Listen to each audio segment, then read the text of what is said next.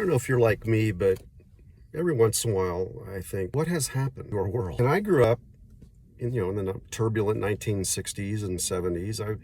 The world was on fire at that time, and we had the threat of nuclear war, and we had to dive under our desks in our nuclear war practice. So we would protect ourselves somehow by being under our desks, and all that stuff. The Vietnam War, Watergate, all the stuff that boomers talk about. There's never been a season in any epic of human history that hasn't been tumultuous. But I had a conversation with a young man, maybe in his 20s, and he was asking, what is going on in our world? It just feels like chaos. I said, it's always there. If you look back historically, just in the last 20, 30 years, you see two presidencies that basically pulled the sheets off of the reality of what lies beneath. You had President Obama and President Trump. Two couldn't be more polar opposite.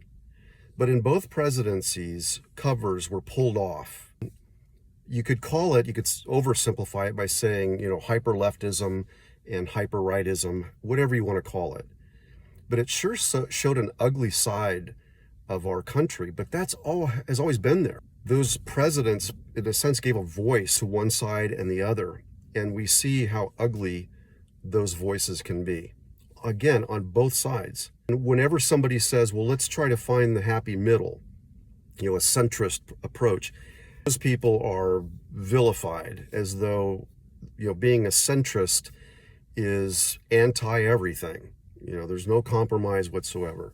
And I wonder sometimes also if we don't see things through the lens of our own life in the simple sense of, I just want to live life and get along with people and have a job and have food on the table and clothing on my back, take care of my babies. That's all we want to do. We just want to get along with people. Isn't it interesting how those two presidencies showed the ugly side of who we are as a country, which means we have a long way to go if we think there is this American dream. And people around the world still believe it. Just look at our southern border. Hundreds of thousands, millions of people want to get in here.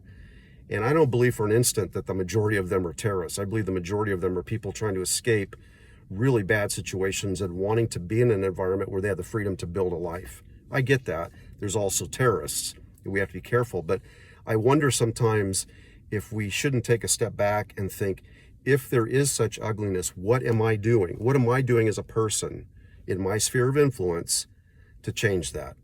That's the question. What am I doing in the sphere of influence I've been given to love people, care for people, and present a better way? Anyway, something I thought about in the gym. I look forward to your comments.